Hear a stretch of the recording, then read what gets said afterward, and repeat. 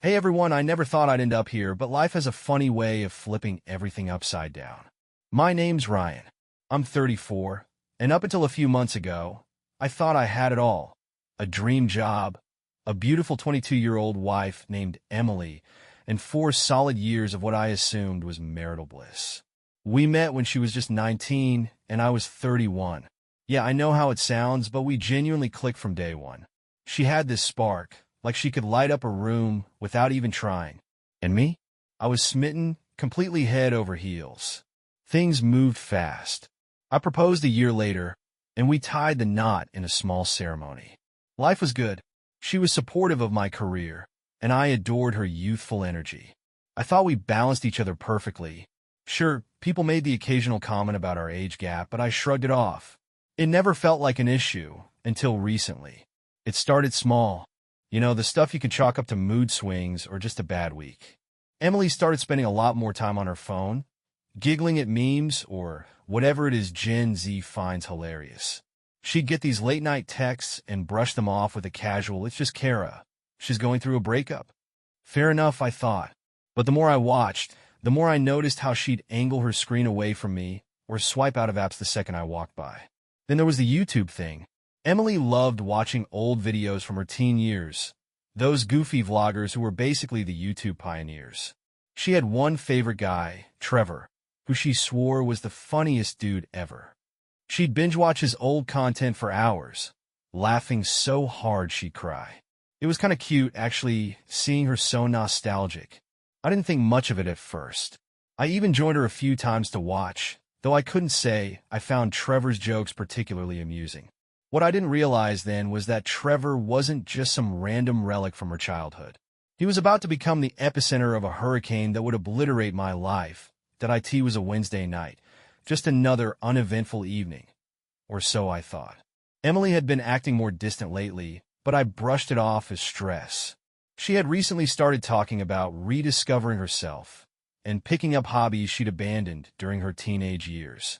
One of those hobbies, naturally, was fangirling over Trevor. I didn't think much of it. If a few YouTube videos made her happy, who was I to complain? But then she dropped a bombshell. "Guess what?" she said, barely able to contain her excitement. "Trevor's coming to town. He's doing a meet and greet at that little comedy club downtown." "That's cool," I replied, half distracted as I scrolled through my emails. "I'm thinking about going," she said, her eyes lighting up. "You know, for nostalgia's sake. I've been such a fan since I was like 14. I didn't want to sound like the old, boring husband, so I nodded. "Yeah, sure. Go for it. Want me to come with you?" Her face dropped ever so slightly, like I'd just asked if I could chaperone her high school prom. "Oh, it's more of a solo thing," she said. "You'd probably just find it boring, and I don't want to drag you along."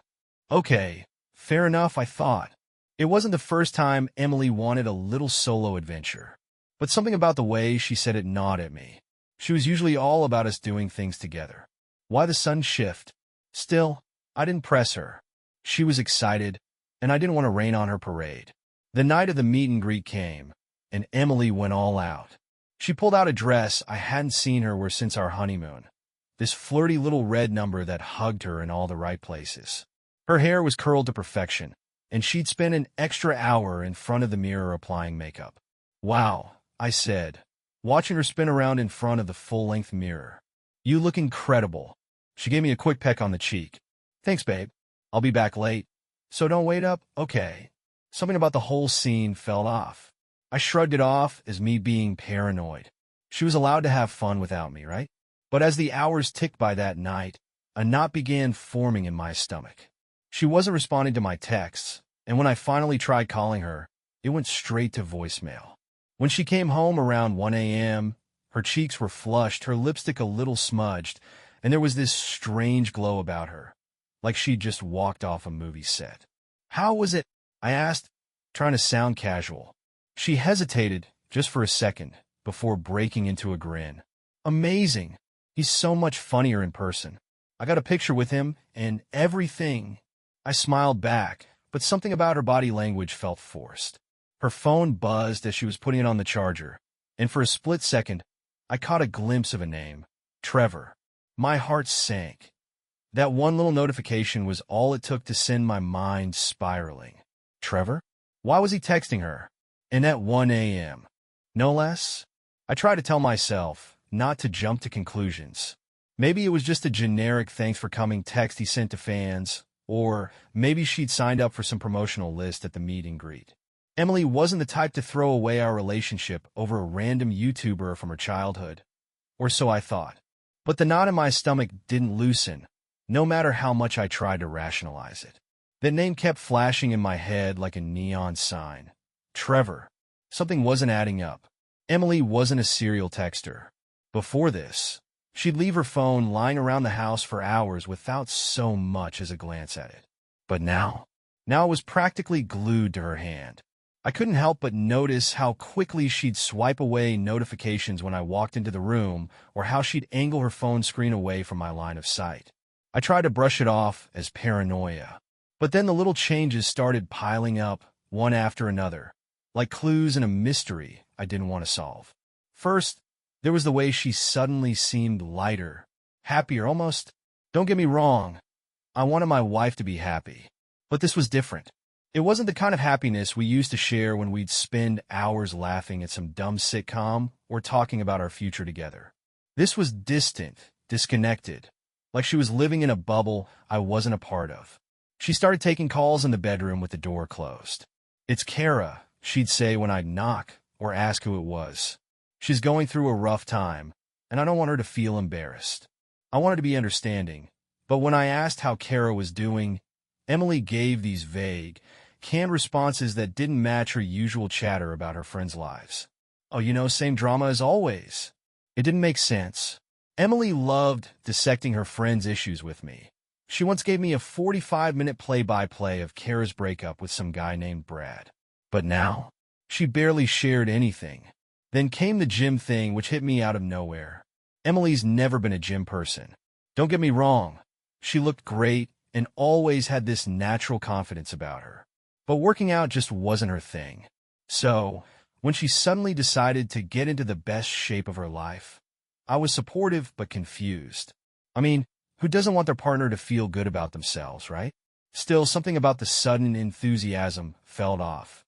She started going to the gym almost daily, coming home sweaty and glowing. "It's incredible," she gushed one night, dropping her gym bag by the door. "I've got this new personal trainer. He's amazing. You'd love him, so motivating." I perked up, trying to sound casual. "Oh yeah? What's his name?" Her answer stopped me cold. Trevor." I froze for a second. "Trevor? Like the YouTuber Trevor?"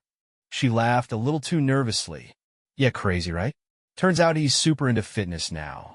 He offered to help me out when I mentioned I wanted to get healthier."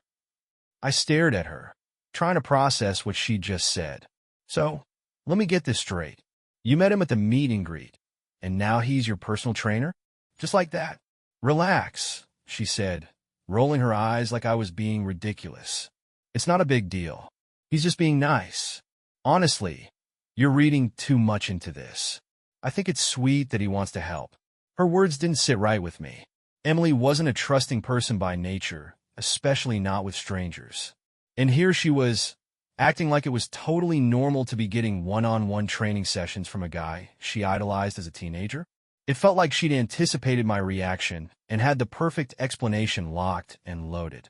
Still, I forced a smile and let it drop, at least for the moment. But things only got weirder. She started coming home later and later from the gym, often with excuses about how she'd stayed to cool down or had gotten caught up chatting with some of the other members. She'd be in such a good mood, practically bouncing into the house. But when I tried to engage her in conversation, she'd give me quick, surface-level responses before disappearing to shower or change. That night, as she slept beside me, her phone buzzed again. I glanced over, and there was Trevor. My heart sank. For a long time, I just stared at the glowing screen, debating whether to pick up her phone or let it go. I'd never been the kind of guy to snoop through my wife's stuff. I always prided myself on trusting Emily, on being the kind of husband who didn't need to spy to feel secure. But this felt different.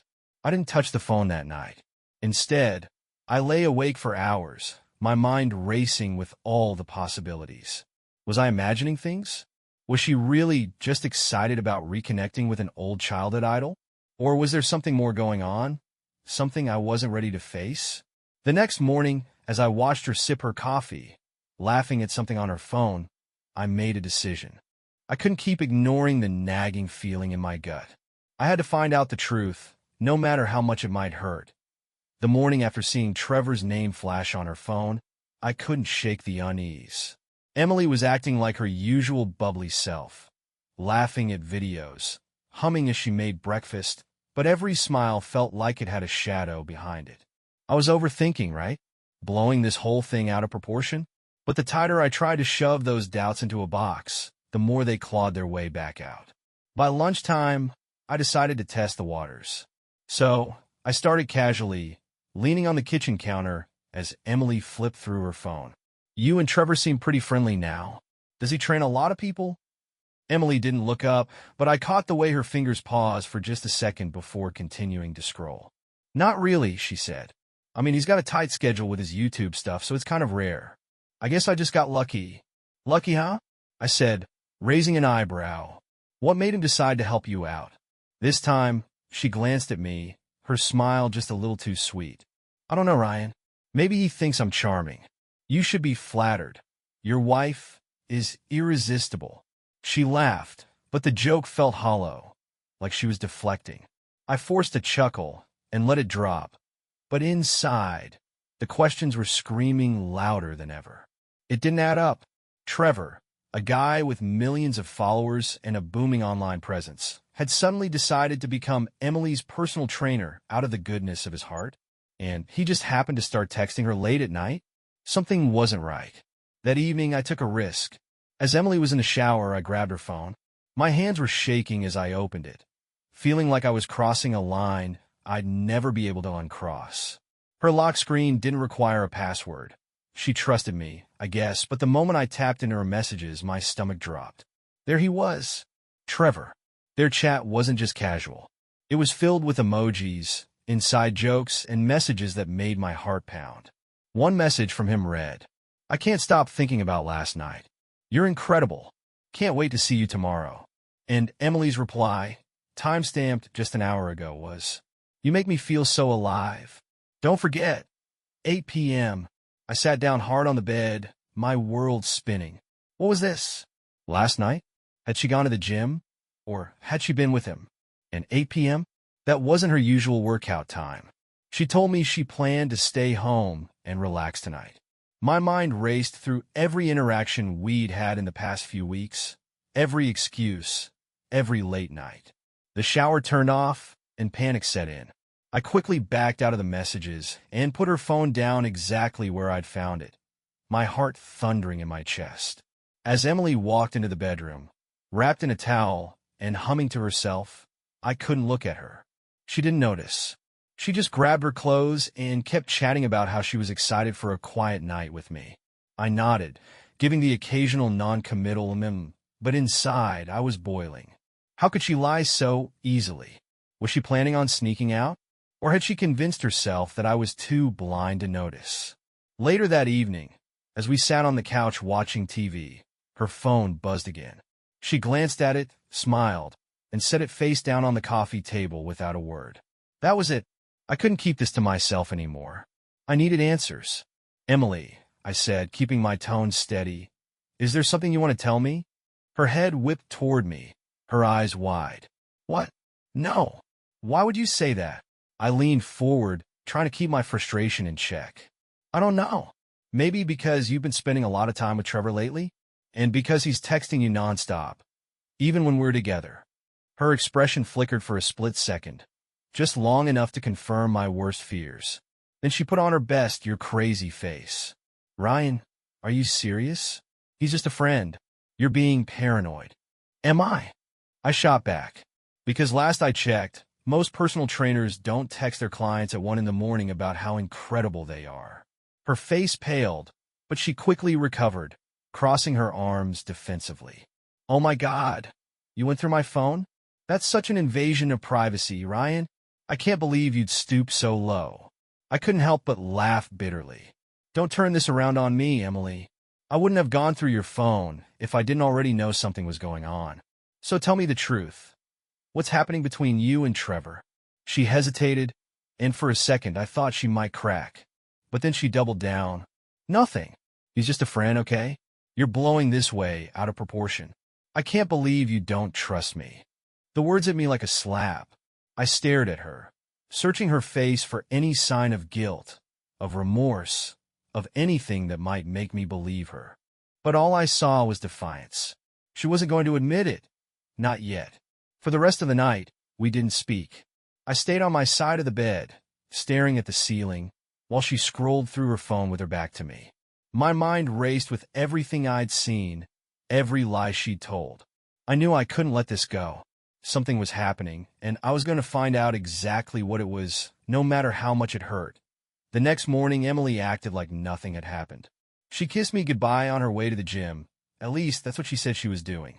I watched her drive off, my stomach twisting with unease. Every instinct told me she wasn't being honest, but I needed proof, concrete, undeniable proof. I decided to take matters into my own hands. After work, I called my friend Mark. He's the kind of guy who's always up for a scheme, especially if it involves helping a buddy out. I told him everything, the texts, the gym, the late nights, and asked for his help. You sure you want to go down this road? Mark asked. Once you know, there's no turning back. I have to, I said firmly. I can't live like this, questioning everything. If she's lying to me, I need to know. Mark agreed to follow Emily that evening. I didn't want to believe she was meeting Trevor, but deep down I knew. That gut feeling I'd tried to suppress for weeks was now screaming at me, demanding I face the truth. Around 8:30 p.m., I got a text from Mark. She's not at the gym. She's at a hotel downtown. Room 408. My blood ran cold. A hotel? My heart hammered in my chest as I stared at the message, hoping there was some logical explanation. Maybe she was meeting a friend. Maybe there was some innocent reason. But I couldn't cling to denial anymore. Without thinking, I grabbed my keys and drove straight to the hotel. My hands gripped the wheel so tightly that my knuckles turned white. The entire drive, my mind raced with every possible scenario, each one worse than the last. I wasn't just hurt. I was furious. How could she do this to me? To us? When I arrived at the hotel, I spotted Mark waiting in the lobby. She went up about 20 minutes ago, he said, his expression grim. I saw Trevor go in after her. I clenched my jaw. Thanks, Mark. I've got it from here. The elevator ride to the 4th floor felt like an eternity. My heart pounded so loudly I could hear it in my ears. When the doors opened, I stepped out into the hallway, each step feeling heavier than the last. I found room 408 at the end of the hall, and for a moment I just stood there, staring at the door. This was it. Once I knocked, there was no turning back. I raised my fist and rapped on the door. A few seconds passed, then I heard muffled voices and shuffling inside. The door cracked open, and there he was, Trevor. He looked exactly like his YouTube persona. Charming, confident, and utterly unapologetic. Can I help you? He said, his smirk faltering when he saw the look on my face. I didn't answer. I pushed the door open, stepping inside. And there she was, Emily, standing by the bed, her face frozen in shock. She was wearing gym clothes, but her hair was down, and the bed behind her was rumpled. The air reeked of guilt. Ryan, she started, her voice trembling. I held up my hand to stop her. Don't even try to explain. Trevor stepped between us, his hands raised. Look, man, I don't know what you think is going on. I cut him off, my voice sharp. Oh, I know exactly what's going on. And you're going to get out of my way before I lose what little patience I have left. Trevor hesitated, then backed off, muttering something about not wanting any trouble. I turned my attention to Emily, who looked like a deer caught in headlights. How long? I asked, my voice shaking. How long has this been going on? She opened her mouth to speak, but no words came out. Finally, she stammered, It's not what it looks like. Don't lie to me. I snapped, my anger boiling over. I saw the texts. I know about the late-night meetings. So, tell me the truth, how long? Tears welled up in her eyes, and she sank onto the edge of the bed. "A few weeks," she admitted, her voice barely above a whisper. "It started after the meet and greet. I didn't mean for it to happen, Ryan. I swear." I laughed bitterly. "You didn't mean for it to happen? You've been sneaking around, lying to my face, and meeting him in hotels. Don't insult me with excuses." She looked down, her tears falling silently onto her lap. For a moment, the room was suffocatingly quiet. Trevor shuffled awkwardly near the door, clearly regretting every decision that had led him to this moment. I turned to him, my voice icy. "You're nothing but a washed-up YouTuber clinging to whatever scraps of attention you can get. Stay away from my wife, or whatever she is to me now." With that, I walked out of the room, slamming the door behind me. My hands were shaking as I got back into my car, the weight of everything crashing down on me. Emily's sobs and Trevor's smug face were burned into my mind, and for the first time, I felt truly broken. The drive home was a blur. My hands trembled on the steering wheel, my vision clouded with a mixture of rage, heartbreak, and disbelief. I couldn't process what I just witnessed, no matter how much I replayed it in my head. The sight of Emily, sitting on that hotel bed, her face streaked with guilt. It was like a dagger straight to the heart. And Trevor? The smug audacity of him. I wanted to turn the car around and confront them all over again, but what would that solve? When I got home, the silence of the house felt deafening. It had always been our sanctuary, the place where Emily and I laughed, cooked, and dreamed about our future. Now it felt cold, like a monument to something already dead. I sat on the couch, my mind spinning, and tried to make sense of what came next. Emily didn't come home that night. I didn't expect her to. Part of me was relieved. I didn't think I could face her without completely unraveling. But as the hours dragged on, anger gave way to a crushing sadness. How had we gotten here? Just a few years ago, I was the luckiest guy in the world, marrying the woman of my dreams. Now, I was a husband betrayed, sitting alone in the ruins of our life together. Around 2 a.m., my phone buzzed. I hesitated before looking, half hoping it wasn't her. But it was. "Emily, I'm so sorry. Can we talk tomorrow?" "Sorry." That was it? That was all she had to say after tearing my life apart? I didn't reply. I couldn't. What was I supposed to say? That I'd forgive her? That we go back to normal? No, this wasn't something you just bounce back from. The next day, Emily showed up at the house. She looked like she hadn't slept. Her hair was messy, and her eyes were red and swollen. "Ryan," she said softly as she stepped inside. "I'm sorry. I know I screwed up. I don't even know where to start." "Start with the truth," I said, my voice cold. "Why, Emily? Why am? What was I not giving you that made you run to some washed-up YouTuber?" Her face crumpled, and she sank onto the couch. "It wasn't about you. It was me. I was feeling lost. I know that sounds like an excuse, but it's the truth." Meeting Trevor brought back this sense of excitement I hadn't felt in a long time. "Excitement?" I said bitterly. "So what? Our life together wasn't exciting enough for you?" She shook her head, tears streaming down her face. "I'm not saying that. I love you, Ryan. I do. But everything just got so routine. And then Trevor started showing interest and I got caught up in it. I didn't mean for it to go this far." I scoffed, crossing my arms. "So, this is my fault now? Because our life wasn't exciting enough? You could have talked to me, Emily. You didn't have to destroy everything." She looked at me with pleading eyes. "I know I made a mistake, a huge mistake, but I want to fix this. Please, Ryan. I'll do whatever it takes to make things right." Her words hung in the air, and for a moment I almost believed her. But then I remembered the texts, the lies, and the image of her in that hotel room. "Do you even know how much you've hurt me?" I said, my voice breaking. "I trusted you. I loved you. And you just threw it all away." She sobbed, covering her face with her hands. I know, and I hate myself for it." I wanted to scream, to yell at her, to let her feel even an ounce of the pain she caused me. But instead, I just stood there feeling completely empty. "I need space," I said finally. "I can't even think straight right now." Emily nodded, wiping her tears. I'll go. But please, Ryan, don't give up on us. As she walked out the door, I felt a strange mixture of relief and sadness. I didn't know what the future held, but one thing was clear. Things would never be the same again. After Emily left, the silence in the house was suffocating. I sat on the couch, staring at the wall, my mind a whirlwind of questions. She said she was sorry. She said she wanted to fix things. But how could I believe her? Every word she'd spoken for weeks, maybe months, was now suspect.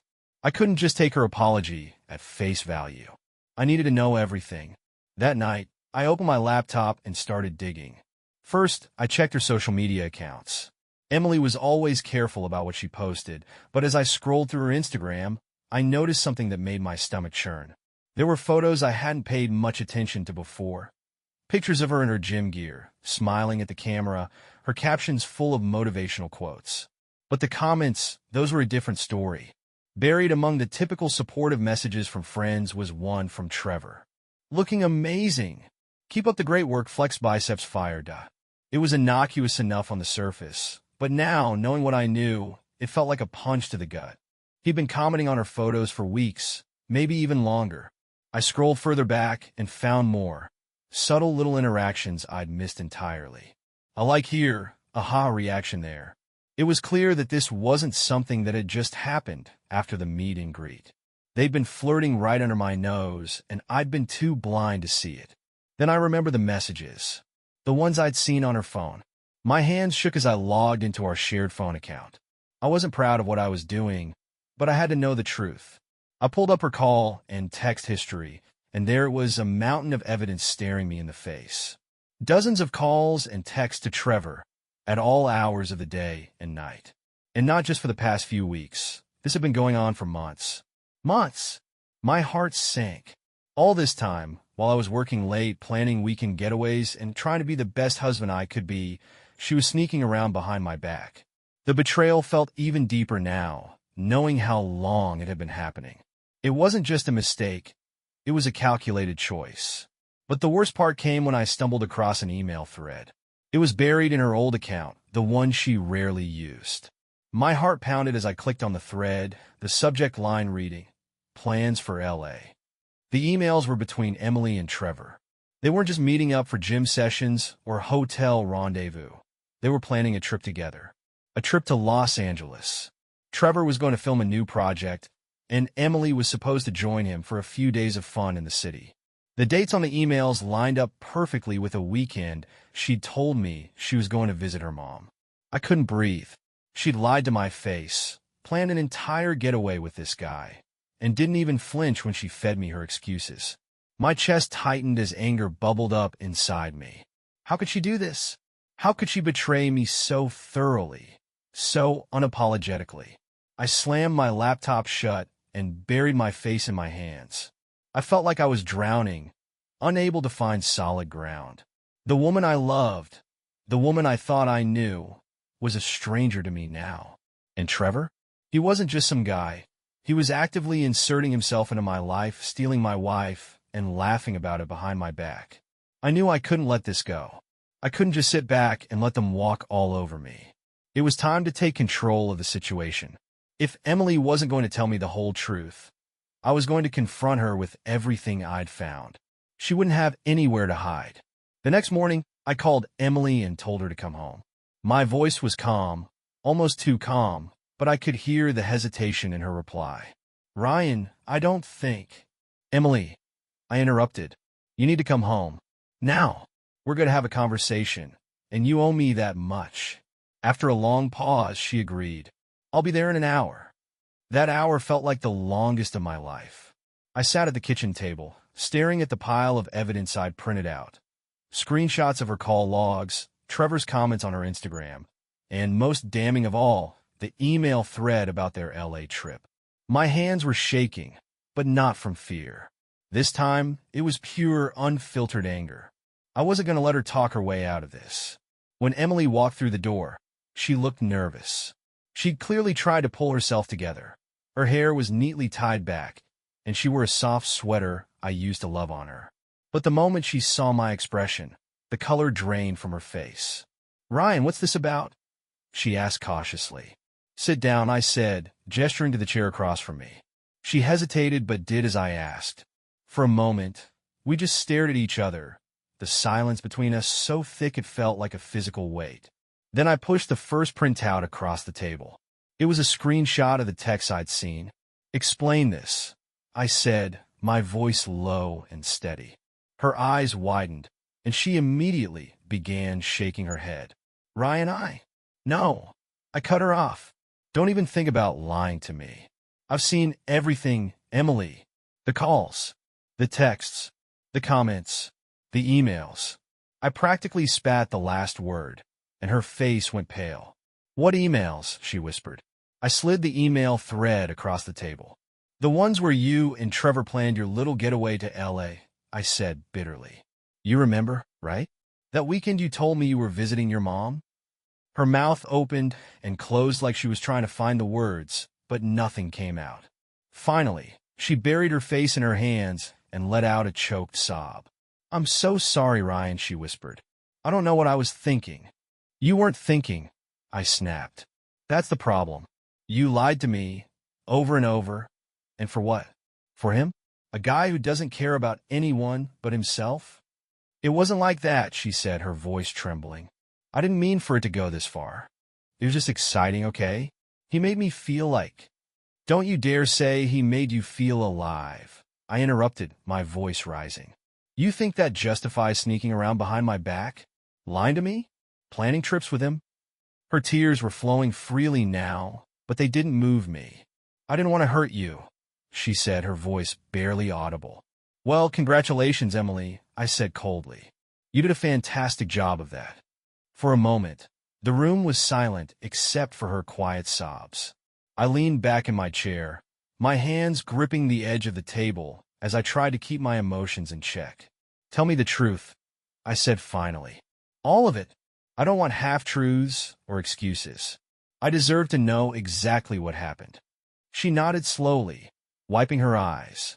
"It started after the meet and greet," she said, her voice shaky. "He gave me his number, said he wanted to keep in touch. At first, it was just friendly. We talked about the gym, about life, but then it started getting flirty. I didn't stop it. I should have, but I didn't. And the hotel?" I pressed. She winced. "We met a few times, but it wasn't what you think. We didn't—" "Don't lie to me," I said sharply. "Not now." She broke down completely then, sobbing into her hands. "Okay, we did," she admitted, her voice muffled. "It happened twice. I don't know why, Ryan. I don't know what's wrong with me." I stood up abruptly, unable to sit there any longer. "What's wrong with you?" I repeated, my voice trembling with anger. "You destroyed our marriage for a fling with some washed-up YouTuber, and you're asking what's wrong with you?" "I didn't mean for this to happen," she said desperately, looking up at me with tear-filled eyes. "I love you, Ryan. I do. I made a horrible mistake, but I want to fix this. Please don't give up on us." Her words hung in the air, and for a moment, I just stared at her, my mind racing. Could I forgive her? Could I even look at her the same way again? Part of me wanted to believe her, to believe that she was sorry and that we could rebuild what we'd lost. But another part of me, the part that had been shattered by her betrayal, couldn't see a way forward. "I need time," I said finally, my voice barely above a whisper. "Time to figure out if there's anything left to save." Emily nodded, her tears still falling. "Take all the time you need," she said. "I'll do whatever it takes to make this right." As she left the house, I felt a strange mixture of relief and despair. The truth was out, but the damage was done.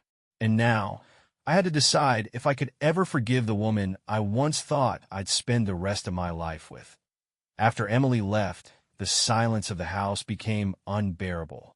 It was the kind of silence that felt alive, pressing down on me, forcing me to confront every emotion I'd been trying to suppress. Anger, sadness, humiliation, disbelief, they swirled around me, each one hitting harder than the last. I walked through the rooms aimlessly, each one a reminder of the life we'd built together. A life I now realized had been a lie for longer than I cared to admit. I ended up in our bedroom, staring at the empty bed, For the first time in years, it felt like a stranger's room. Her scent lingered faintly in the air, a cruel reminder of how much I'd loved her. I sat on the edge of the bed, burying my face in my hands, and for the first time since this whole ordeal started, I let myself cry. Not just out of sadness, but out of sheer exhaustion. I was tired of feeling like the ground had been ripped out from under me, tired of questioning every memory and every moment. That night, I couldn't sleep.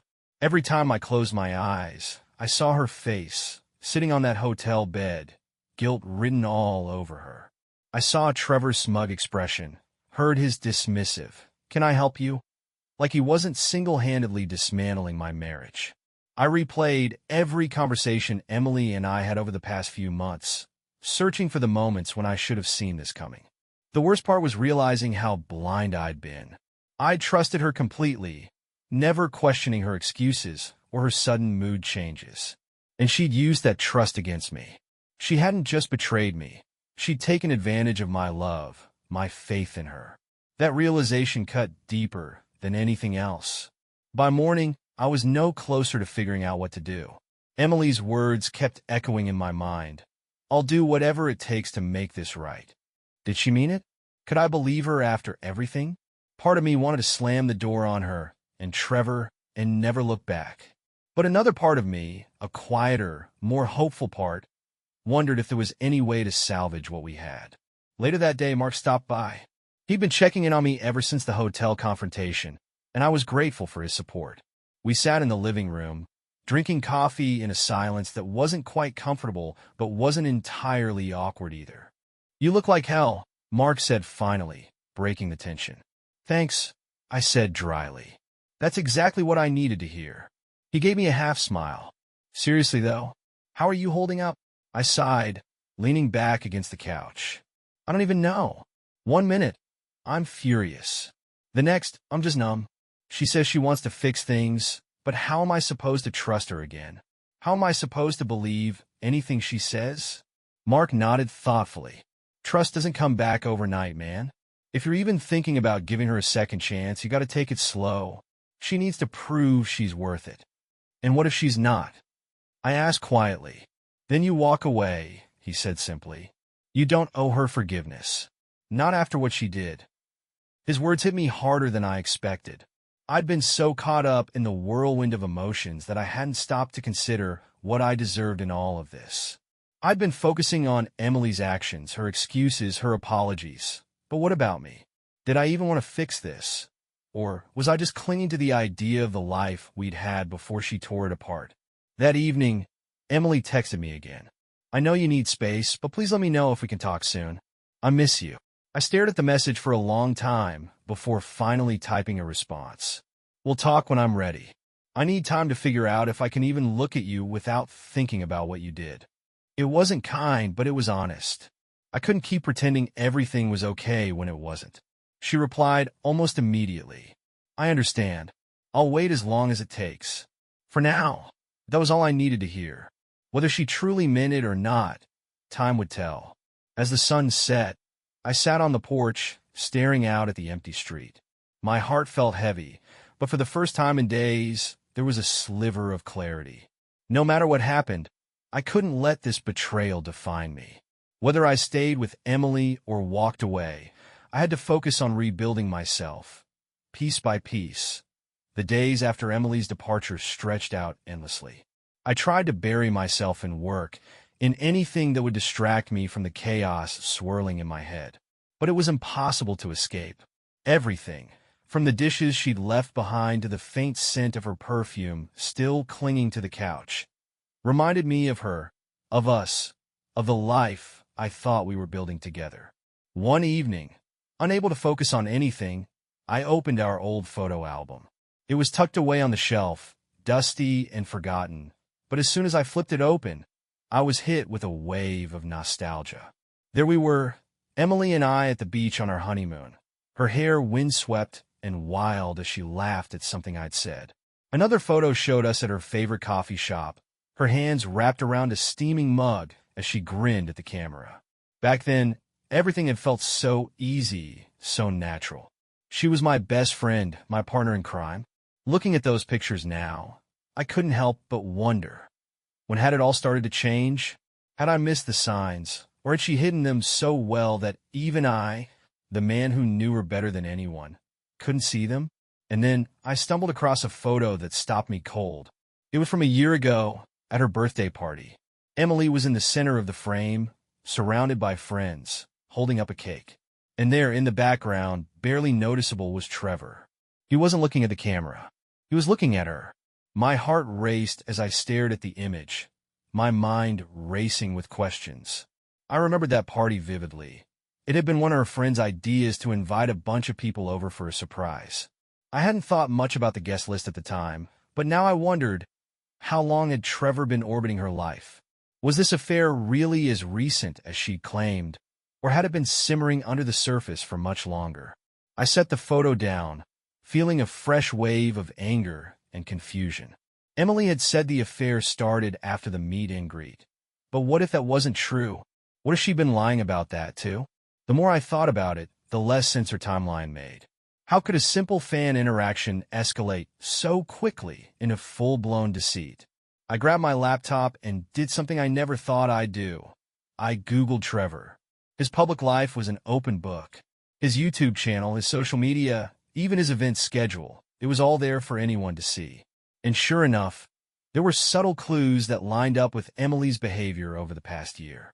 Posts from him that she'd liked, events she'd mentioned casually in passing, but never invited me to. It was like putting together pieces of a puzzle I didn't want to solve. But the worst discovery came when I checked his Instagram. Among his countless posts promoting his brand and lifestyle, there was a picture from months ago, a candid shot of him at a cafe, laughing with a group of people. And there, sitting across from him, was Emily. The caption read, "Always great catching up with friends. #grateful. Friends. That's what they've been pretending to be all along." My chest tightened as I stared at the image, the timeline of their lies unraveling in front of me. This hadn't been a spur-of-the-moment mistake. This had been premeditated, carefully concealed beneath layers of half-truths and excuses. By the time I closed my laptop, I felt like the wind had been knocked out of me. Emily's betrayal went deeper than I'd realized. She hadn't just cheated on me. She'd built an entire web of deceit, dragging me along while she lived a double life. And the worst part? I'd been too blinded by love to see that I couldn't sleep that night. The image of Emily and Trevor at that cafe, laughing like old friends, was burned into my mind. I felt like I was losing my grip on reality. Everything I thought I knew about our marriage, about her, was unraveling piece by piece. I knew I needed to dig deeper, even if I didn't like what I found. The next morning, I called Mark again. "I need your help," I said bluntly. He didn't even hesitate. "What's going on?" I explained everything, the photo at the birthday party, the cafe picture, the timeline that didn't add up. "I can't shake the feeling that this started way before the meet and greet," I said. "I need to know the truth, Mark. All of it." Mark sighed. "Ryan, are you sure? The more you dig, the worse this is going to get." "I don't care," I said firmly. "I'd rather face the truth than keep living in the dark." Mark agreed to help. He had a knack for finding information, and within hours, he sent me a link to an old vlog Trevor had posted about a year ago. In the video, Trevor was doing a day in the life segment, casually filming himself as he went about his routine.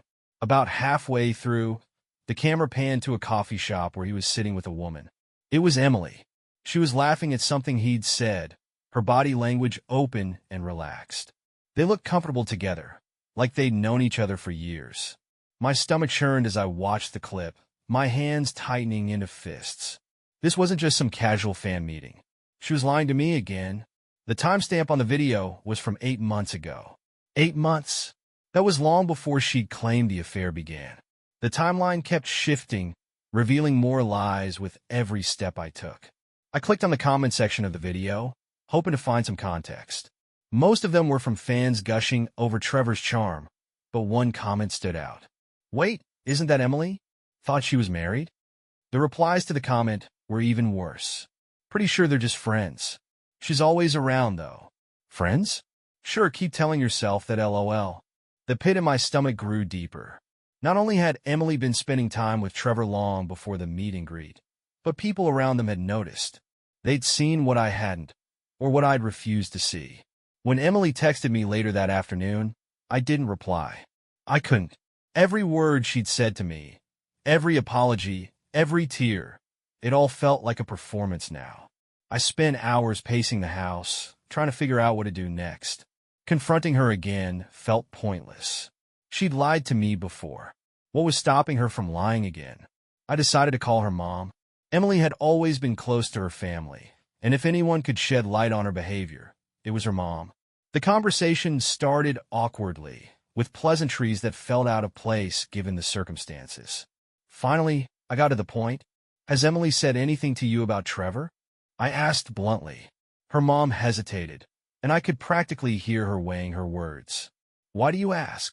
Because I've seen things, messages, photos, videos, and I need to know if she's been honest with me. There was a long pause before her mom finally spoke. Ryan, I don't want to get in the middle of this, but she mentioned him once. A few months ago. She said he was an old friend who'd reconnected with her through social media. She didn't say much else, but I got the sense there was more to the story. Did she tell you she was meeting him? I pressed. No, her mom said quickly.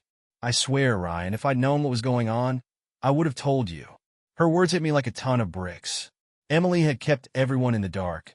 Her family, her friends, even me. She'd built this web of lies so carefully, so deliberately, that even the people closest to her had no idea what she was doing. I hung up the phone, feeling a strange mixture of vindication and despair.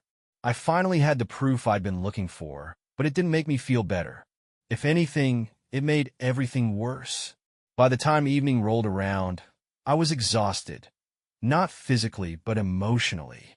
I sat on the porch with a beer in hand, staring out at the empty street. The weight of everything pressed down on me, and for the first time, I wondered if I'd ever truly recover from this. The woman I'd loved, trusted, and built a life with had betrayed me in ways I hadn't even imagined. And now, I had to decide what to do with the truth. 2 days after my call with Emily's mom, I still hadn't spoken to Emily. She texted me a couple of times, each message a variation of the same theme. I miss you. Please let me make this right. I love you. I didn't reply. I wasn't ready.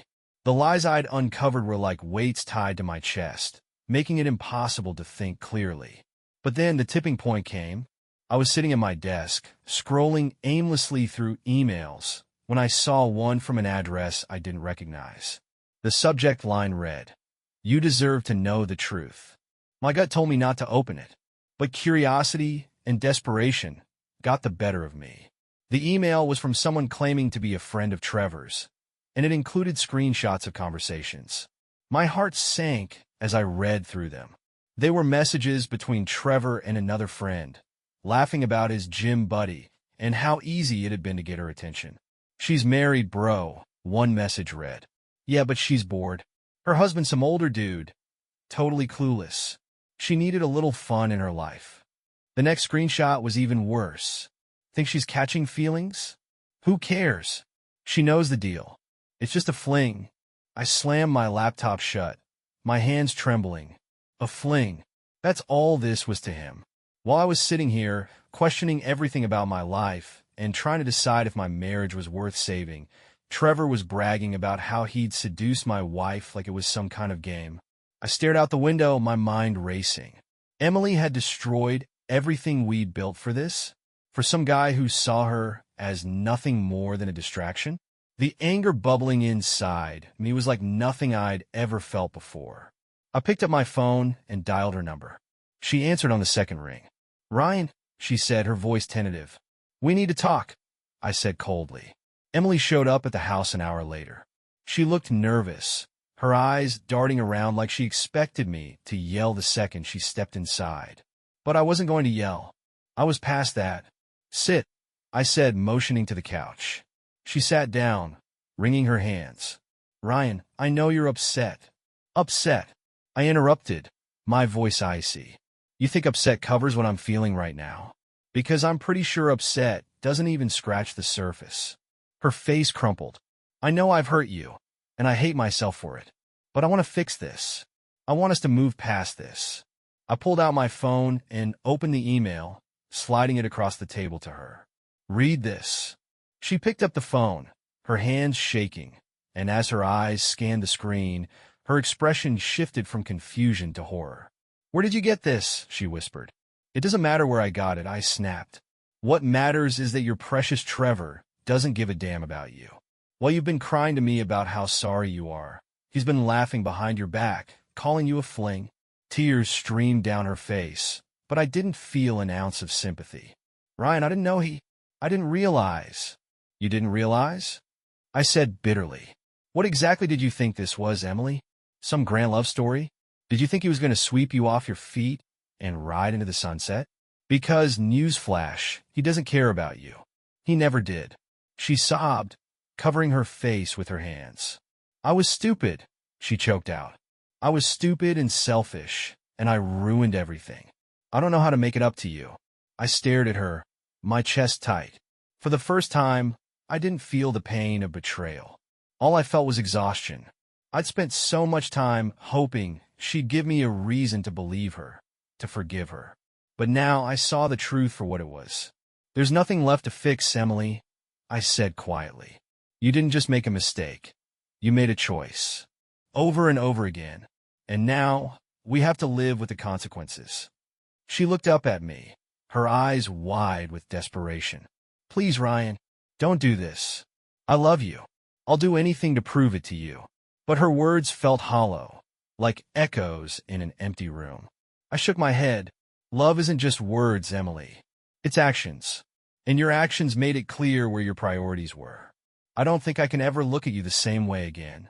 Her sobs filled the room as I stood up, grabbing my keys. I need space, I said. I'll figure out what's next, but for now, I can't be here. As I walked out the door, the weight of everything hit me all at once. My marriage was over. The woman I'd loved and trusted had broken me in ways I never thought possible. But as painful as it was, I knew I had to let go that I drove aimlessly for what felt like hours. The streets blurred together as my mind replayed everything. Emily's tears, Trevor's smugness, the lies, the betrayal. For weeks, I had been clinging to the hope that somehow, some way, we could salvage what we had. But now, I wasn't so sure. I ended up at a park on the edge of town, the same park where Emily and I used to take long walks when we first started dating. Back then, everything was simple. We'd hold hands, talk about our dreams, and laugh at each other's dumb jokes. I sat on a bench overlooking the lake, the memories flooding back like a cruel joke. For the first time, I allowed myself to admit something I hadn't been ready to face. I still loved her. Despite everything she'd done, despite the lies and the betrayal, a part of me would probably always love her. But love wasn't enough. Not anymore. I pulled out my phone and stared at the screen. My finger hovered over Emily's contact for a long moment before I finally opened our text thread. I can't do this anymore. I typed, the words feeling like shards of glass in my chest. I don't know who you are anymore, and I don't think I ever will. I hope you find whatever it is you were looking for with him, but I can't keep pretending there's a way back for us. It's over. I hit send before I could second-guess myself. The weight of those words hung in the air, heavy but also freeing. For the first time in weeks, I felt like I could breathe. When I got home, the house felt different. It wasn't the suffocating silence that had haunted me before. It was something else, a sense of finality. I walked through each room, gathering my thoughts, and found myself in the bedroom. Her things were still everywhere. Her clothes in the closet, her perfume on the dresser, her favorite book on the nightstand. It hit me then that I couldn't start moving forward until I removed those reminders of her. I grabbed a box from the garage and started packing. Each item I placed inside felt like another piece of the past I was letting go of. Her laugh, her touch, the way she used to sing off-key in the kitchen. It was all tied to these things, and now they were just objects. By the time I finished, the room felt empty, but in a way, so did I. That evening, Mark came over. I hadn't planned on talking to anyone, but he must have sensed I needed company. He didn't say much at first, just handed me a beer and sat on the couch beside me. So, he said after a while, How's it feel? Like I'm walking away from a train wreck, I admit it. Part of me still wants to run back and try to fix it, but the other part knows I can't. Not after everything. Mark nodded, taking a sip of his beer. You're doing the right thing, man. It's not about giving up, it's about knowing when you've done enough. His words stuck with me. For so long, I'd felt like letting go would mean I'd failed. As a husband, as a partner, as a person. But maybe Mark was right. Maybe walking away wasn't failure. Maybe it was the only way to save myself. As the night wore on, I found myself feeling something I hadn't felt in weeks. Relief. The decision was made. There was no more back and forth. No more wondering if I'd find new lies waiting for me around the corner. The door to that chapter of my life was closing, and while it hurt, it also felt like the first step toward healing. The next few days felt surreal, like I was living in the aftermath of a storm. The house was quieter than ever, but this time, it didn't feel oppressive. It felt like the calm after a battle. Emily hadn't replied to my message, and I hadn't expected her to. Maybe she finally understood that there was nothing left to salvage. I focused on small, manageable tasks to ground myself. I started cleaning not just the physical space, but also the remnants of our life together. I packed up the last of Emily's things and set them aside. I deleted old photos from my phone, archived our messages, and even scrubbed my social media of anything that felt too raw to look at. It wasn't about erasing her. It was about reclaiming my space and my peace. Mark dropped by again, this time with some unsolicited advice. You've got to get out of this house, man, he said, plopping down on my freshly cleaned couch. Go somewhere. Do something. Sitting here all day isn't going to help. I raised an eyebrow at him. What do you suggest? Skydiving? A road trip? Sure, he said with a grin. But maybe start smaller. Go out for drinks, meet some new people. Remember that there's life beyond this mess. At first, I brushed him off. The thought of putting myself out there felt overwhelming. But as the days passed, his words started to make sense. I'd spent so much time wrapped up in Emily and what she'd done that I'd forgotten there was a whole world out there, waiting for me to rejoin it. That weekend, I decided to take Mark's advice. I went to a local bar. Nothing fancy, just a quiet place where I could sit, have a drink, and maybe talk to someone who didn't know anything about my situation. The first half hour was awkward. I nursed my beer in the corner, feeling out of place and unsure of why I was even there. But then, a group of people invited me to join their conversation. They were strangers, completely removed from my world. And for the first time in weeks, I felt like I could breathe. We talked about everything except relationships. Sports, music, movies. It was light, easy, and exactly what I needed. For a couple of hours, I forgot about Emily, Trevor, and all the pain they'd caused me. I felt normal again. The next morning, I woke up with a strange sense of hope. It wasn't a sudden, dramatic shift, just a small flicker of optimism. For the first time in weeks, I didn't feel like the weight of the world was crushing me. I wasn't naive. I knew there was still a long road ahead, full of moments that would hurt like hell. But I also knew I had choices. I could choose to let this define me, or I could choose to rebuild. And for the first time, rebuilding didn't feel impossible. That in the weeks that followed, I focused on piecing my life back together. It wasn't easy. Every now and then, I'd catch myself thinking about Emily, wondering what she was doing, if she regretted her choices. But I made a conscious effort to redirect those thoughts. I couldn't move forward if I kept looking back. I threw myself into things I'd neglected for years. I started running again, something I'd always loved but had let slip during the chaos of work and married life. At first, it was hard. My body protested every mile, but it gave me a sense of control, a way to push through the mental and physical weight of everything I'd been carrying. I also reached out to friends I hadn't spoken to in months. Mark had been a lifeline, but I realized I'd let other relationships drift while I was so focused on my marriage. Reconnecting with old friends felt like rediscovering a part of myself I'd lost along the way. One evening, as I was cleaning out the last of Emily's things, I found a letter she'd left. It was tucked inside a book she'd always loved, and for a moment, I debated whether or not to read it. But curiosity won out. The letter was short, written in her neat, looping handwriting. Ryan, I know I don't deserve your forgiveness. I know I've hurt you in ways I'll never be able to undo. But I want you to know that I'm sorry. Not just for what I did, but for breaking the trust and love we built together. I hope someday you find happiness again, even if it's not with me. Emily. I folded the letter and placed it back in the book, unsure of how I felt. It didn't change anything. It couldn't, but maybe it wasn't meant to. Maybe it was just her way of letting go, of acknowledging the damage she'd caused. One afternoon, I went back to the park where I'd sat after leaving Emily for the last time. This time it felt different.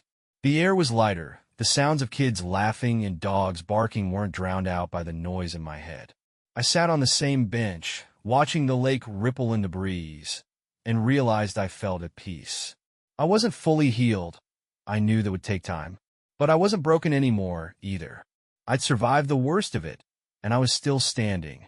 As I left the park, I thought about the future, not with fear or dread, but with a sense of possibility. For the first time in months, I wasn't focused on what I'd lost.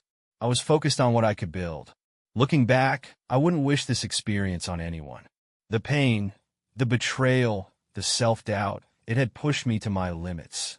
But it had also taught me things I didn't know I needed to learn about love, trust, and resilience. If there's one thing I'd say to anyone going through something similar, it's this: don't let the actions of someone else define your worth. You're more than what they did to you. And no matter how broken you feel, you can rebuild. One step at a time,